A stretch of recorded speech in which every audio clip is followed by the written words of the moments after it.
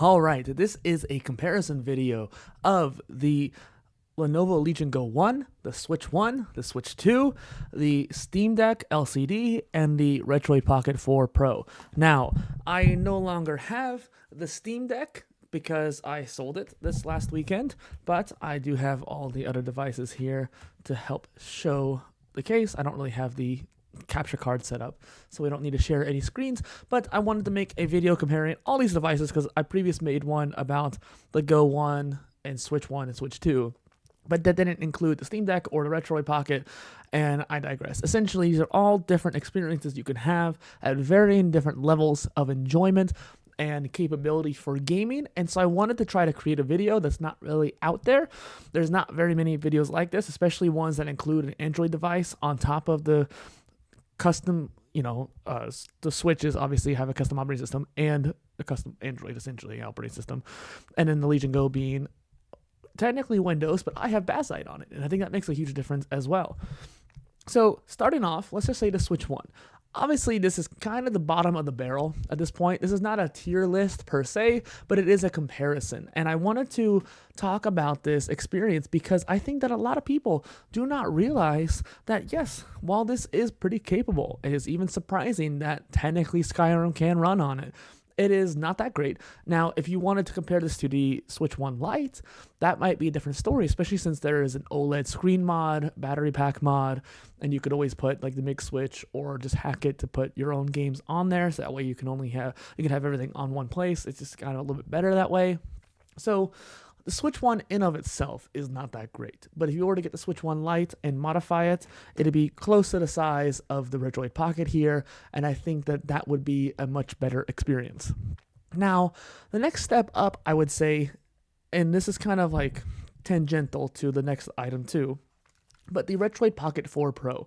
This was my first Android gaming handheld, really. I had an Android box computer back in 2012, and it was really cool, and it was basically the size of a Chromecast, just barely bigger than this essentially. And the thing is, that was kind of cool. It was like a desktop Android experience way back over a decade ago.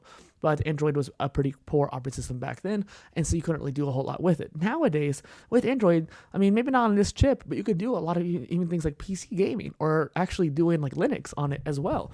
So there is a lot of really cool things you can do with Android. And while I would probably recommend theoretically the AYN Thor, or even maybe one of the newer Retroids, this is the last Retroid that actually comes in a pretty small size. The G2 and the Retroid Pocket 6 and even 5 have a decent size increase from this, and even this is barely pocketable in the first place. And since I don't fully trust it to be safe, I'm looking down so I can show it here, I have a case for it. And so I usually put it in the case itself, which ends up taking up more space as well.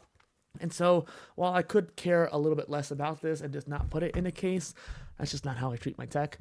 And then the next step up, I would say, would be the Switch 2. Now, with the Switch 2, there's a lot going for it. It's actually a hell of a lot easier than the Legion Go to get the controllers off. If I can remember how to do it, there you go.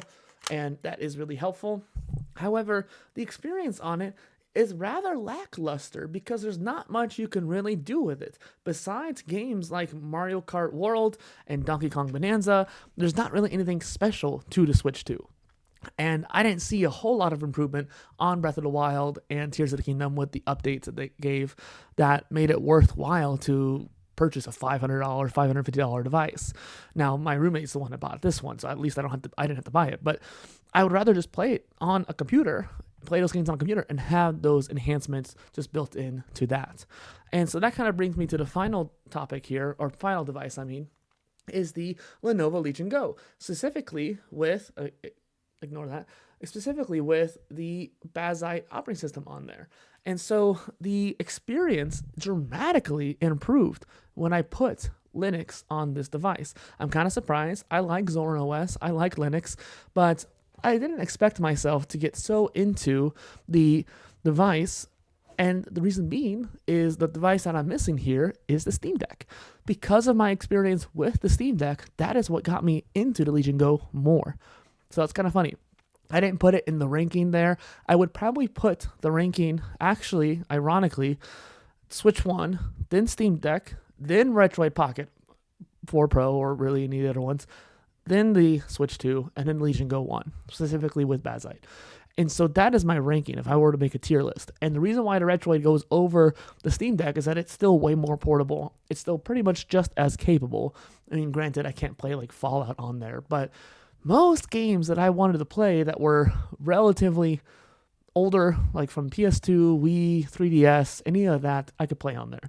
The issue is I'm not a big fan of the screen, and the size and the actual resolution of the screen was a big issue to me. The Steam Deck's not much better. I think it goes from 720 to 800p resolution. It's not actually that much better resolution or pixel density even for the Steam Deck.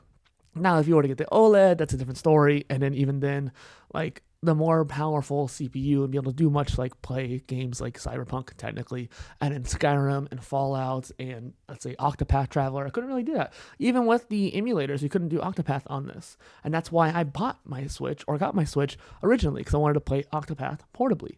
And although the Switch played it horribly, in fact, it was so blurry, it would actually make me motion sick, which is really surprising because I don't ever get motion sick from gaming, or rarely at the very least. And so while the tier list you can argue with if you want, that's fine. I made it basically based on my experiences with these devices, not so much in the credibility of the CPUs or the graphical comparisons between devices. Although I did kind of rank it sort of on graphics because technically speaking, the Legion Go has the best screen on here. I think even better than the Switch 2's, technically, just barely. The Switch 2 has really good color accuracy from what I can recall, and it does have HDR. I think they both technically have HDR, but there is 144 hertz on that screen. I think it's 120 on the Switch 2, but like the Switch 2 is better on TV, right, with the 4K resolution and that kind of thing. So the Switch 2 looks great on TV, but with a proper dock, you can just put the Legion Go on the TV. I have a dock for the Retroid Pocket. In fact, where is it? I don't even know where I put it. Nice little simple dock, right? And I wonder actually if it'll work for some of my other devices. But essentially speaking, you can do all the stuff that Switch can do with these other devices. And so I wanted to make this video as someone who's been privileged enough to have these variety of different devices. I could even throw in the 3DS because I've been even looking at my 3DS differently as of late, playing on a small device like this. I need to wipe it down. This thing takes up no space, even less space than the Retroid Pocket. And so this is actually kind of something I might want to keep around, despite the fact I can play all these games at a much higher resolution on these other devices. And I'm more likely to play 3DS on my Legion Go, I think. So the point of this video is I wanted to give you an experiential take, more so from playing on these devices a lot. Maybe not as much on the Switch 2, but I beat Mario Kart World. I mean, maybe not 100%, but I beat it. And then I've also spent a decent amount of time on the Retroid Pocket, especially playing some Pokemon and Game Boy Advance games. And I think that if you want to play retro games, using the Legion Go is almost overkill. And even though I would actually prefer playing Game Boy Advance games on that device. In fact, I found myself playing the Oracle of Ages and Oracle of Seasons randomizers on the Legion Go, specifically on the TV, no less. And so I was using this overpowered device on a dock on the TV. Now, I could do it again with the Retroid Pocket, and maybe I should have. That would have been a little bit more energy efficient and better for the environment, for one. But I even have a tablet right there, too, that can do a decent amount of gaming. Although the 16:10 screen does change things up. And on Linux and Windows, 16:10 does act a little bit better than on Android when it comes to gaming. So there's a variety of different devices here, and I sold my Switch 1 because I don't need it. I sold the Steam Deck because I don't need it. And I was a little bit hesitant to sell the Steam Deck because that Legion Go does get heavy. That Legion Go is a bit overpowered for a lot of experiences. Maybe I could just play Fallout or retro games on the Steam Deck and then be happy with it, and that might replace my need for this. I would rather just wait for a Steam Deck Mini, to be honest, and they're probably not going to make it. But the experience that the conveniences of these devices, that is more important to me. I want to have the conveniences of being able to take something so portable or having something so powerful. And a big difference between all these devices is that the Switch versus the Retroid and Steam Deck have detachable controllers. The Legion Go is the only PC handheld, besides the Go 2, that has detachable controllers. No, I think the One X player has a good system that does that, but it's huge and it's more expensive, so that doesn't really count. So the experience between having that full-fledged PC gaming with detachable controllers like you can have on the Switch, that makes a big difference in how you can play. Not only just putting the tablet down on the computer and playing right here, or popping it into the dock and then sitting on the couch with those controllers. And again, I said this in the last couple videos, I wanted to have both my hands separate and have the controllers separated. So just being able to, even though it's not easy, take off the controllers, right? And then be able to play like this and just lounge and play. And then if I wanted to, I could get the dock for it, the little controller dock, and turn it into a real controller. So there is that option still too. And I can't tell you how many times there's been an annoyance with the little trackpad here, not as good as the Steamdecks, but I used the mouse mode to get the job done. And that helped me in some certain situations. Now, pro tip, you can forget that this is on, and that can cause a lot of issues with controller support because it's trying to emulate a keyboard. So please keep that in mind if you have a Legion Go.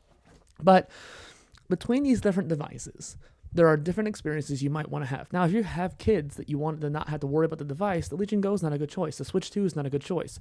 Go with the Retroid Pocket or the Switch. I would even recommend these two over the Steam Deck for a kid because the Steam Deck, while it is kind of built like a tank, it's still a full-fledged PC.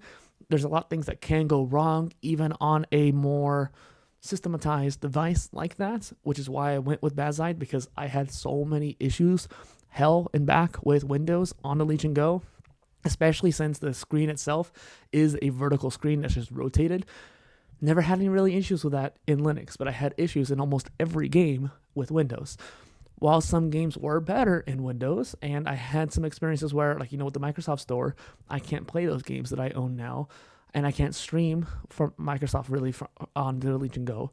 But as long as my games are on Steam or Epic, I can play it, or in emulators, for example. So that is my take on all these devices. I like these devices. I had a good experience with all of them.